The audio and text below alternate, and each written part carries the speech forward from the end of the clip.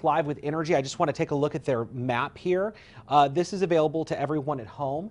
This is a live outage tracker, and you can go county by county. You can see in Union County, there's nearly 7,000 outages being reported. Ashley, Columbia, you have followed by Garland, Washita, and Pulaski counties.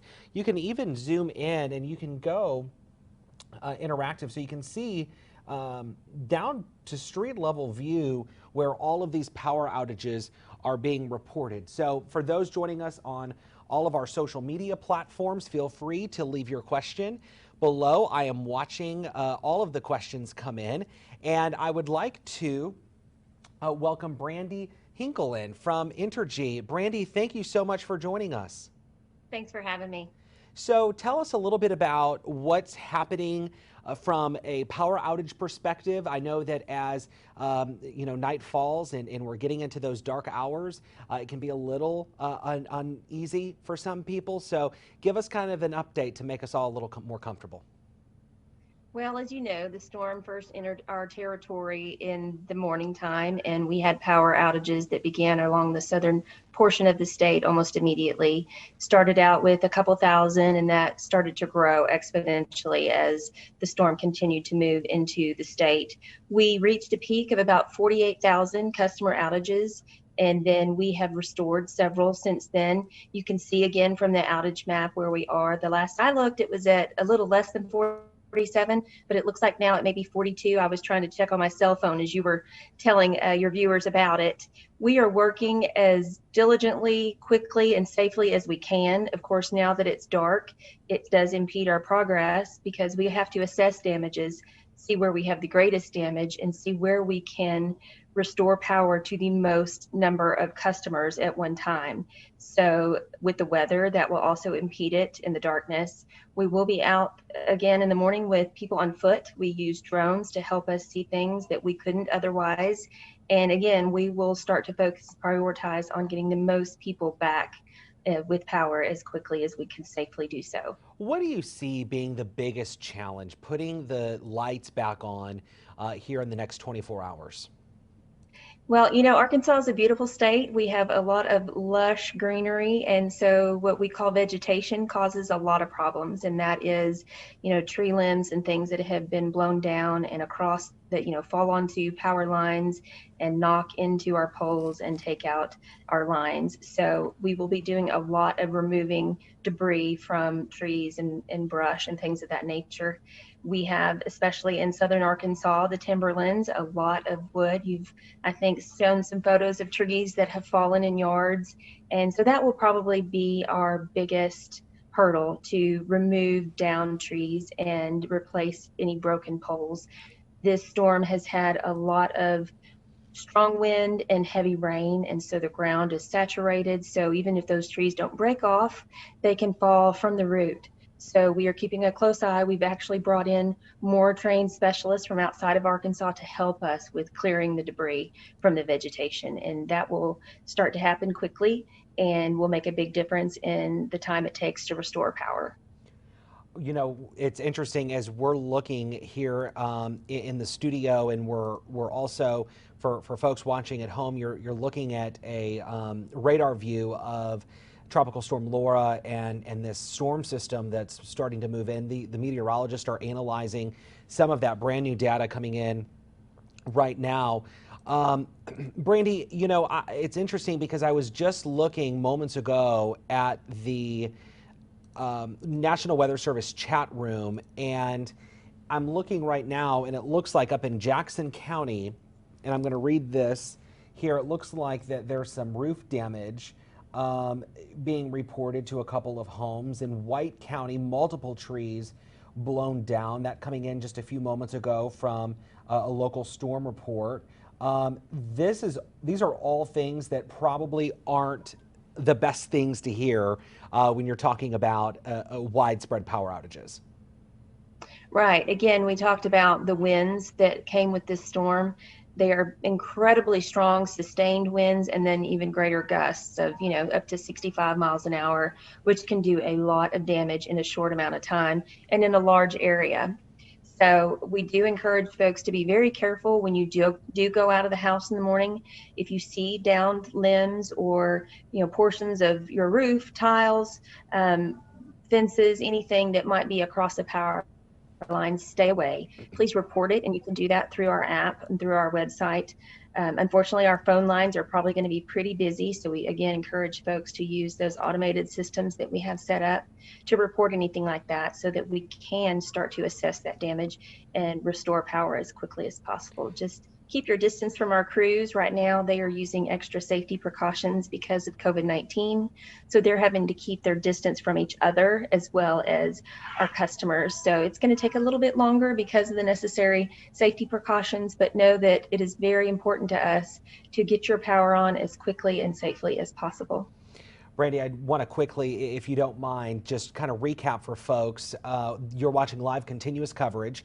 We're streaming now. If there's any more tornado warnings issued, we'll go straight into Arkansas Storm Team coverage. We have that feed directly here in our studio.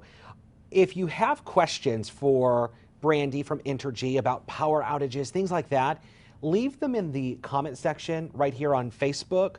You can also, if you're watching online at krk.com or fox16.com, you can tweet me your question. It's at Mitchell McCoy, and we will certainly pass it along to Brandy, and she might be able to help answer some questions as Entergy now starts to work around the clock to get power restored here in Arkansas.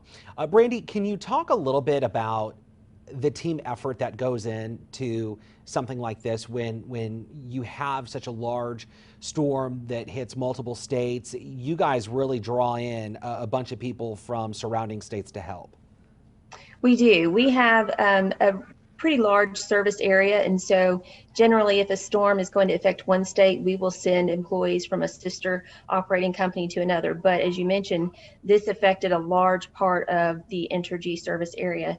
So we have actually called in through relationships that we have with other utility companies, extra workers from about 27 different states to the 4 different states that Entergy serves. So, and that's again, anybody from line workers to vegetation folks who can help us, get through some of those limbs and move things, people who can help set poles and pull wire, even folks who can help us with the logistics of housing and feeding all of these travel teams. So it's a huge effort. We are actually started working on this probably a week ago to, use some estimates, use the best information that we had to determine where the storms were going to hit, what kind of damage it would incur. And so it takes a big effort, but fortunately, that's one of the things that we do best is to work well in a storm, control the number of resources that we have, people and materials. We started moving poles and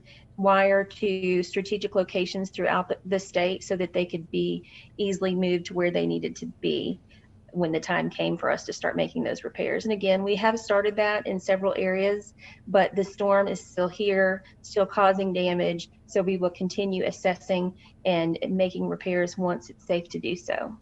Brandy, is there an estimated time of when power will be fully restored here in Arkansas? It's really too early for us to give that information. I hope to have some more information tomorrow. I'd be glad to talk with your viewers again, but if they will keep an eye on the outages map, that's really the best place to go to look for estimated times that power will be back on, and that can change. Sometimes when we make assessments and start to repair, something further down the line can cause damage that we weren't aware of. It can start to affect some things. And again, if you don't see us in your area, it doesn't mean we're not working on your power, or maybe further down in the distribution area and fixing something in another spot that does either affect your power, impede it, or provide it. So again, just know that that's our number one job, is to safely get your power back on as quickly as possible, not just because it's an inconvenience, but we know that people depend on power for lots of things, whether it's running emergency equipment in their home. If it's, emergency facilities, for example, that's a priority. We get hospitals and clinics and schools and water treatment systems. Those are the things that we try to energize first, because again, those are things that are really important to people who are either high risk because of their health and just general basic needs that we have in our communities to keep the water treatment plants going and those sorts of things. So just check our outage map. We try to keep that as current as we can. And if I have more information tomorrow, I'll be glad to come back on and talk with your viewers. Well, and we would certainly appreciate that.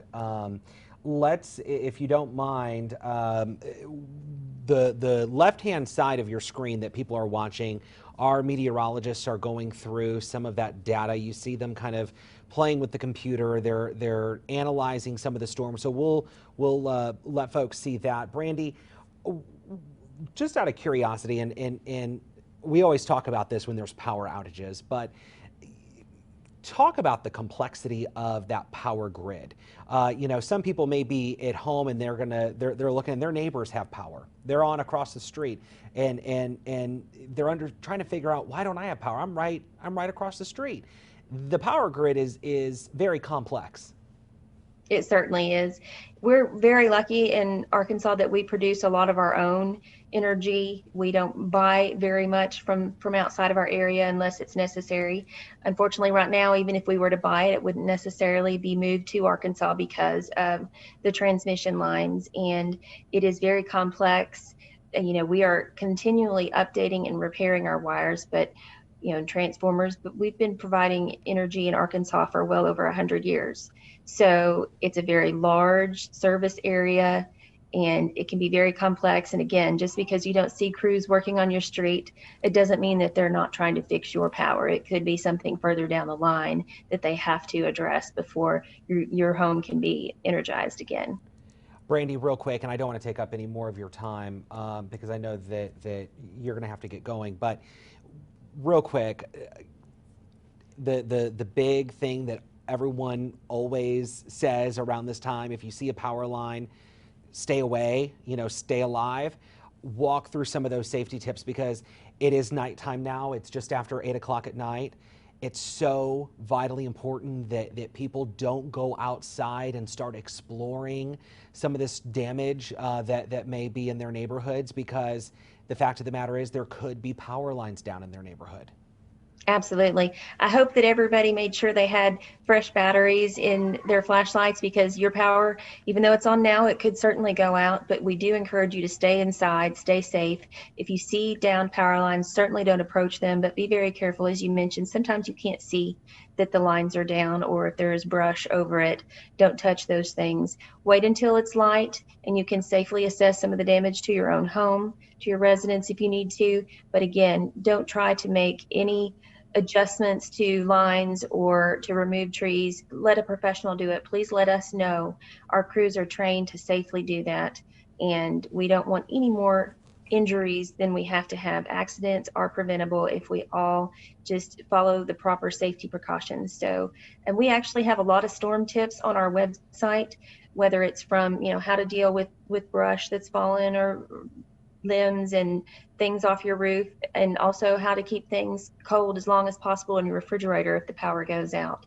So I encourage your viewers to go to entergyarkansas.com and they can find some of that information. And be sure you're charging all your devices and have medications if you need to leave your home if the power is going to be out for a while. Be sure you take the things that are important to you, because you may not be able to go back home for a while until the power is restored. All right, Brandy, thank you so much. Brandy Hinkle from Entergy. We appreciate it. We know that you guys have some long hours ahead, so we do appreciate you coming on. Thank you. All right, Brandy, thank you so much. I want to, real quick, as we